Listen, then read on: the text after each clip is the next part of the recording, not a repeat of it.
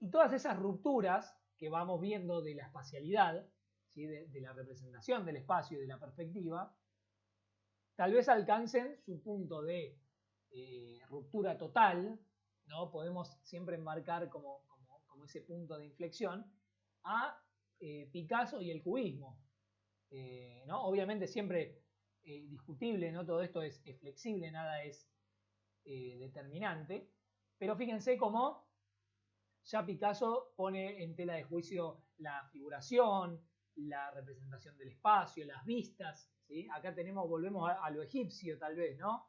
De esto de representar el ojo de frente, de perfil, ¿sí? De varias vistas conviviendo al mismo tiempo, ¿sí? Ya jugando con la abstracción también.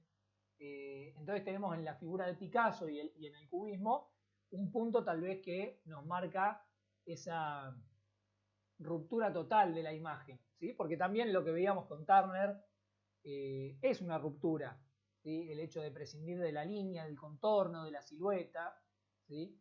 Y pintar la atmósfera también es una ruptura, ¿no? Pero fíjense cómo la representación del espacio y de las perspectivas, de las vistas, van cambiando a lo largo del tiempo, ¿sí? A veces avanzan en un sentido, retroceden en otro, cambian, se rompen unas a otras, ¿sí?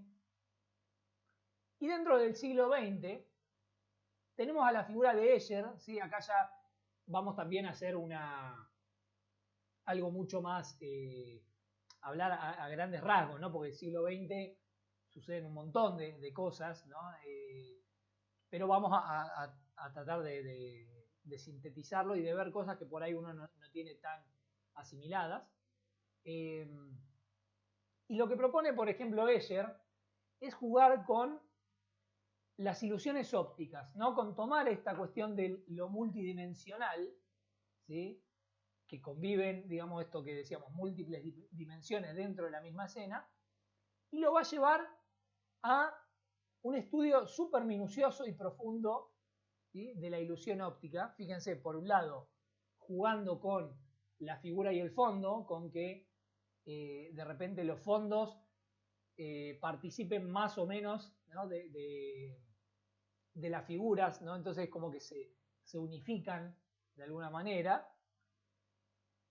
Fíjense acá, ven cómo empiezan a jugar figura y fondo y se empiezan a mezclar de alguna manera, ¿sí? Acá desde representaciones más abstractas, ¿no? Fíjense en esta nube sobre la costa, ¿no? Como si bien es una forma abstracta y tal vez un tanto geométrica, como puede ser una interpretación de una nube, ¿no? Tal vez, o las montañas, ¿no? Estos bloques de basalto a lo largo del mar parecían montañas, ¿no?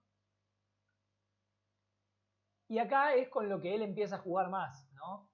Con estas ilusiones ópticas en donde de repente el espacio que viene a ser el fondo, en este caso esta parte blanca, ¿no? De las aves, lentamente a medida que bajamos, deja de ser fondo y empieza a convertirse en figura, y lo que teníamos como figura, en el caso de las aves, empieza a convertirse en fondo, ¿sí? Hasta llegar a que esta parte negra, ¿sí? Es el fondo de los peces, ¿sí? Pero fíjense cómo los peces, si nosotros subimos, se van convirtiendo en el fondo de las aves, ¿sí? Entonces, tenemos esa utilización del espacio en función de generar una ilusión óptica, ¿sí? De jugar con las posibilidades que nos brinda el espacio.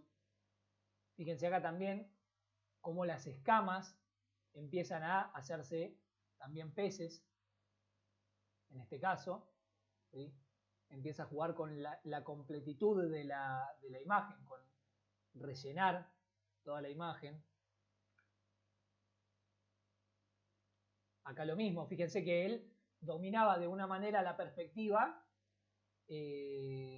sumamente precisa, pero utilizaba esa precisión para distorsionar la realidad, ¿no?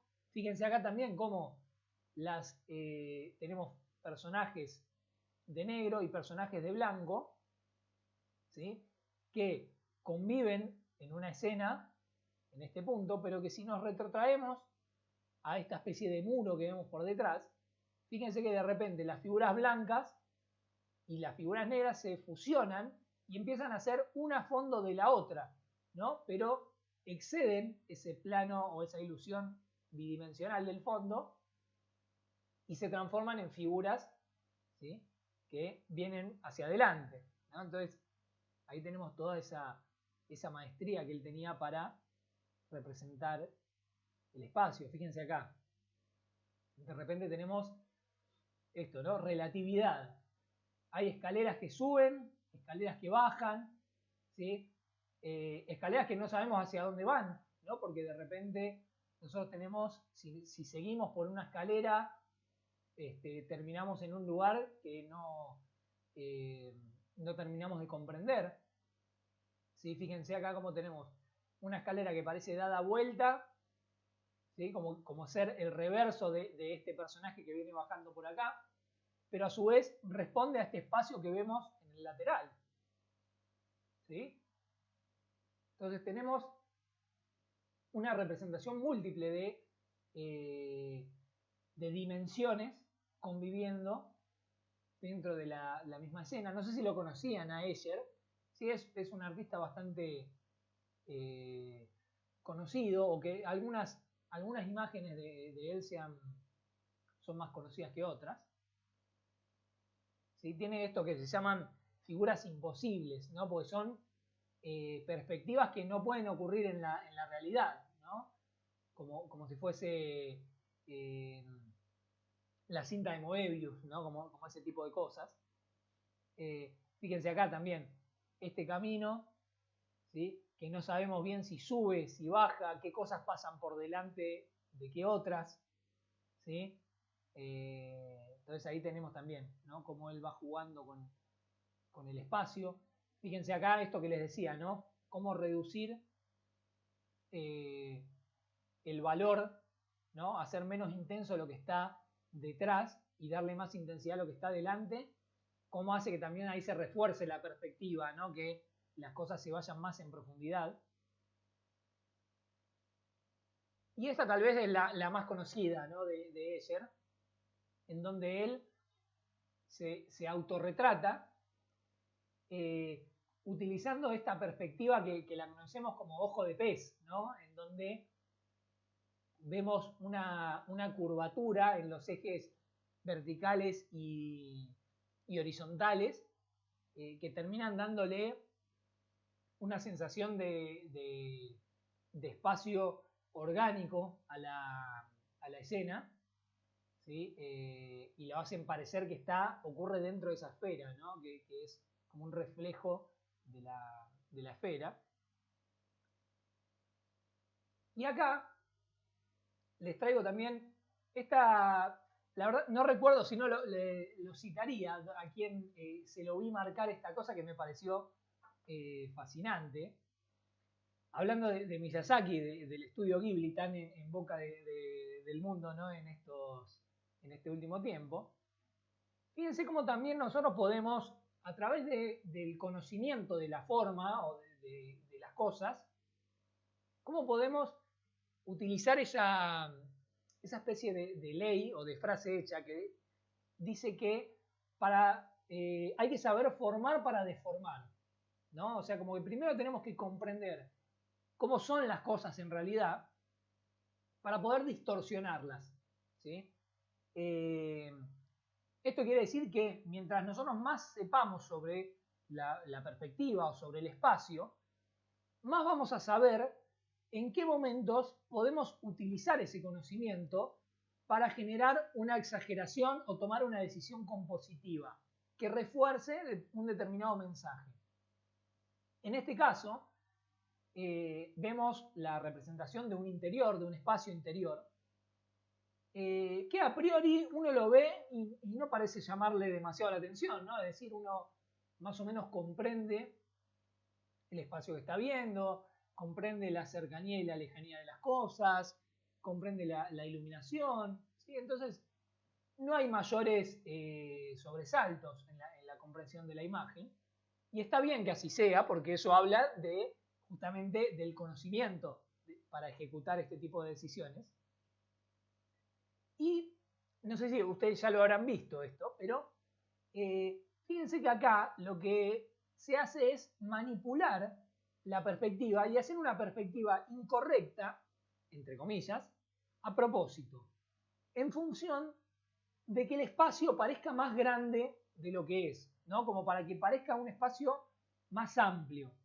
Entonces, ¿qué hace? Por ejemplo, si nosotros tomamos la línea de horizonte, ¿sí? Que es esta que veríamos acá, imaginemos por acá, tenemos que los laterales de la escena, tanto de un lado como del otro, no responden al mismo punto de fuga. ¿Sí? Fíjense cómo estos elementos que vienen en profundidad van a un punto de fuga que está acá, marcado en rojo, y estos elementos que están en azul, en vez de ir también a este punto, cosa que sería lo lógico según esta perspectiva lineal que nosotros veníamos charlando, van a un punto diferente, ¿no? Dentro del horizonte. Entonces, ¿eso qué hace? Que la perspectiva, por un lado, sea, como les decía, entre comillas, incorrecta, pero que a su vez está intencionalmente manipulada para reforzar este mensaje de que el espacio parezca más amplio, de que nosotros tengamos una percepción más amplia del espacio. Si acá nos hubiésemos regido por un único punto de fuga, tal vez el espacio hubiese parecido más comprimido, ¿sí? En cambio, para darle esa apertura, ahí hay una manipulación de los conceptos conocidos para transmitir un determinado mensaje, ¿no? Entonces me parecía interesante traer esta imagen que la había visto marcar, les digo, ahora no recuerdo a quién, es que se lo vi, pero me pareció muy muy interesante para traer a colación en esta clase, ¿sí? Y como para ir cerrando y finalizando, un artista local, ¿sí? Cordobés, tal vez algunos lo conozcan, que es Alejandro Burdicio, el Burda, se lo conoce como el Burda, que trabaja de manera magistral la perspectiva, ¿sí? Y tiene toda esta estética retrofuturista, ¿no? Él tiene esto que llama el universo chatarra, que son vehículos tal vez más antiguos de acá, propios de Argentina, mezclado con estas máquinas futuristas, ¿no? Con estos, como si fuesen vehículos voladores, ¿no? Entonces juega un poco con lo retro y con la ciencia ficción o con esta cosa que les digo, ¿no? Retrofuturista. Y me parece, hay algo que le escuché decir una vez a Burdicio, que es el tema de relajar la perspectiva, ¿sí? ¿Qué quiere decir esto de relajar la perspectiva? De no ser tan, no mantenernos tan a rajatabla, ¿no? Con esto de los puntos de fuga, por ejemplo, ¿no? Fíjense qué naturalidad y qué dominio, ¿no? de la perspectiva que él tiene. Él estudió también arquitectura, trabajó en arquitectura, entonces por eso también tiene un vasto conocimiento de la perspectiva. Pero lo que él va a decir es que para flexibilizar la imagen y la perspectiva, que la imagen no parezca como muy forzada, es trabajar con lo que se llaman áreas de fuga y no puntos de fuga, ¿sí? Es decir, en vez de que las tensiones vayan hacia un punto determinado, vayan hacia un área, ¿sí? Que esa área puede ser un poco más grande que un punto, ¿no? Entonces, esa cuestión va a hacer que la imagen se distienda y sea más relajada, ¿no? Entonces, me parece súper interesante pensar en ese concepto, ¿no? Para trabajar nuestras perspectivas. Después, bueno, eso como les decía, en el curso lo vamos a ver más en profundidad, ¿no? De cómo aplicar concretamente en la práctica, cómo llevar a la práctica la perspectiva. Hoy era más una clase que tiene que ver con la historia, en realidad, con todo este contexto de cómo se ha ido utilizando la perspectiva.